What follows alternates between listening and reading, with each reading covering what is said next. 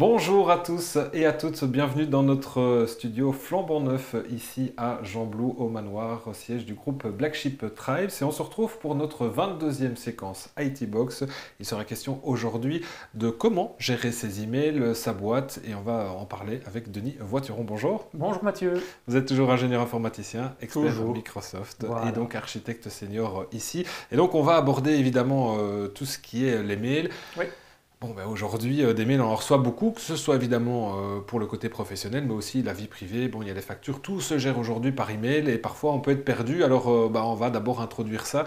C'est sûr qu'aujourd'hui, on reçoit énormément d'emails par jour. Hein. On reçoit énormément d'emails, tout se fait par email. Maintenant, tout ce qui est même, on va dire, aspect légaux, des factures, etc., on va recevoir même ça par email. Donc, la quantité de mails qu'on reçoit devient effectivement exorbitante. Ouais. Alors, la grande question au départ, c'est quel logiciel choisir. Alors, évidemment, on pense aux plus grands, c'est Outlook, Yahoo ou par exemple Gmail. Voilà, il en existe d'autres, mais en tout cas, les grands acteurs, qu'est-ce qu'ils ont de spécifique? Alors, c'est effectivement les grands acteurs, bon, je dirais Outlook, Gmail principalement. Ouais. Qu'est-ce qu'ils ont de spécifique? J'ai envie de dire pas grand-chose. Ils font ce qu'on leur demande, c'est-à-dire recevoir et envoyer du courrier électronique. Après, c'est plus une question d'habitude, ce qu'on préfère. Est-ce qu'on préfère avoir une interface, j'ai envie de dire épurée, plutôt à la Gmail, une interface plus visuelle, colorée parfois, ou bien qu'on peut faire ça d'un côté et de l'autre. Donc, c'est plus une question de goût. Il n'y a pas vraiment de choix pertinent pour l'un ou pour l'autre. Alors, on a parlé des grands acteurs, on va quand même pas faire la pub, mais est-ce qu'il existe d'autres plus petits acteurs, justement, qu'on ne connaît peut-être pas et qui sont parfois peut-être très bien aussi? À part ces acteurs-là qui fournissent eux-mêmes des adresses, Oui. outlook.com, gmail.com, ou parfois même avec son propre nom de domaine, les autres, c'est plutôt, on achète son nom de domaine. Maintenant, il y a des outils, des logiciels qui sont plus des logiciels bureau ou téléphone, mobile, sur lesquels on va pouvoir lire le courrier. Et donc là, les classiques, c'est on a l'application courrier intégrée Oui. dans Windows, par exemple, qui fait bien le travail aussi. On a, pour des aspects plus libres, open source, on a Thunderbird, par exemple, qui permet de faire une gestion de courrier. Mais maintenant, ce qu'on fait de plus en plus, c'est directement utiliser le navigateur et se connecter sur ce qu'on appelle un webmail. Oui. Et donc d'accéder à son courrier électronique directement depuis Internet. Oui. Alors, la première chose à faire, évidemment, pour pouvoir gérer ses mails, c'est évidemment de trier. Bon, ça, c'est assez facile. On le sait qu'avec Gmail ou même dans Outlook, c'est facile. On peut trier, que ce soit, par exemple, vie privée, etc. On sait mettre des catégories, c'est facile, en fait. Hein. Voilà, c'est ça. Et donc ça, c'est ce qu'on conseille effectivement Ouais. de faire. C'est plutôt de les trier, de les organiser. Et donc, dans tous les logiciels qu'on a cités, chez tous les fournisseurs dont on a parlé, il y a à chaque fois la possibilité de créer des règles.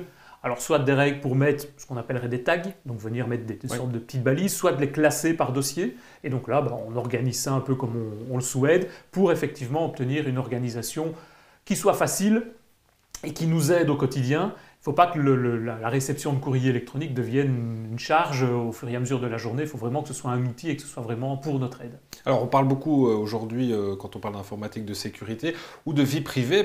Le premier conseil peut-être à donner, c'est de ne pas mélanger évidemment sa boîte privée, évidemment, ça va de soi, et sa boîte professionnelle. Oui, on a effectivement maintenant la possibilité de créer des adresses de manière gratuite. Oui. Donc, il ne faut pas s'en priver. Autant créer des adresses de manière personnelle et puis au niveau professionnel, d'utiliser la boîte de l'employeur pour pouvoir travailler professionnellement, sachant que même si c'est une boîte de l'employeur, il a toujours le droit de pouvoir venir backuper, récupérer. Mhm. Donc on va éviter d'utiliser de manière personnelle pour s'envoyer des petits mots doux à son épouse ou ce genre de choses. Ça fait partie d'une boîte personnelle et on fera ça sur le côté. Alors, on reste sur la sécurité. On sait aujourd'hui qu'on peut se faire parfois même pirater en ouvrant simplement un mauvais mail, comme on Oui. dit. Quelques petits conseils là-dessus, puis peut-être comment gérer ses spams et son courrier indésirable. Hein. Alors voilà, pour gérer déjà tout ce qui est spam, souvent il y a maintenant des systèmes de détection de spam, entre guillemets automatiques. Alors je dis entre guillemets parce que tous ceux qui ont des mails voient des courriers légitimes qui se retrouvent dans ce dossier courrier indésirable, ce dossier spam. Inversement, vous recevez des tonnes de mails dans votre boîte de réception qui sont considérés comme des spams. Et donc à chaque fois, vous avez la possibilité de le switcher, de le changer d'un mode à l'autre. Donc soit si c'est un courrier légitime, vous estimez que ce n'est pas et que c'est un spam, vous avez un petit bouton pour le transformer en courrier indésirable ou l'inverse et de le mettre à ce moment-là dans les courriers normaux. Ça permet derrière au fournisseur d'améliorer son algorithme et de mettre tout ça en place pour que ça, la prochaine fois que ça n'arrive plus. Si vous mettez par contre votre courrier qui arrive en courrier indésirable et vous le mettez dans le dossier des boîtes de réception légitimes, et donc vous pouvez le spécifier dans une sorte de white list, comme on a des black lists pour ceux qui sont refusés, on a des listes blanches, mais ceux-là vont se retrouver automatiquement la fois d'après dans votre courrier personnel.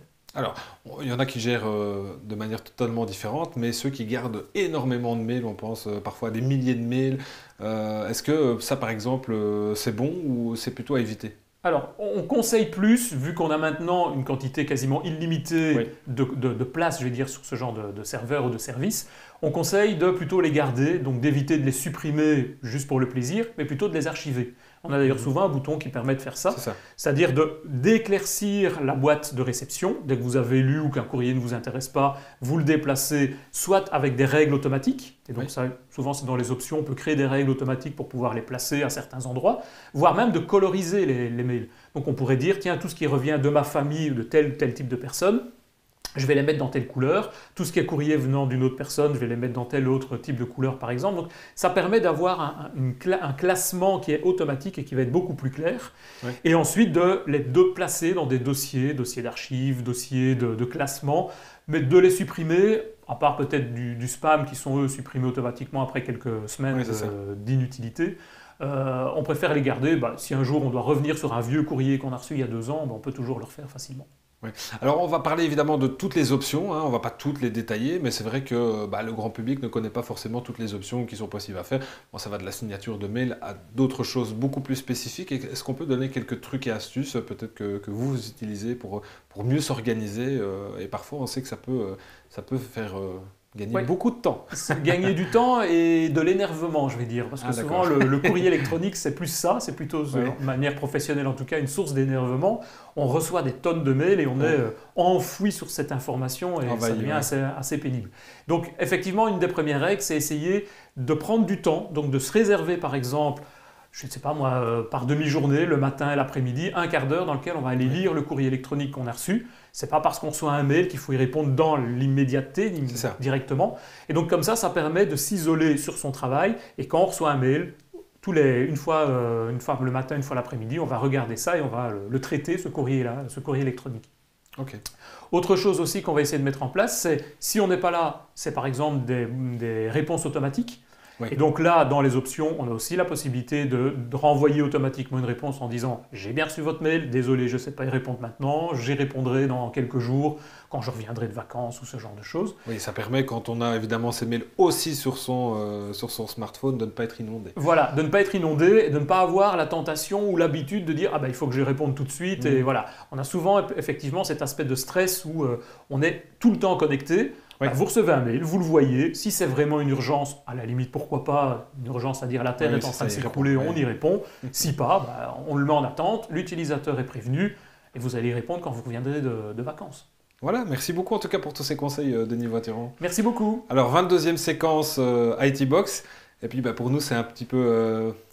un peu plus triste. Voilà, puisque c'est un peu la dernière. Alors expliquez-nous, parce que c'est quand même derrière évidemment un beau projet pour vous. On sait qu'un des slogans d'Oniric, c'est « No dream is to height ». Et vous allez réaliser un de vos rêves. Voilà, j'ai essayé de prendre la devise vraiment dans sa forme littérale.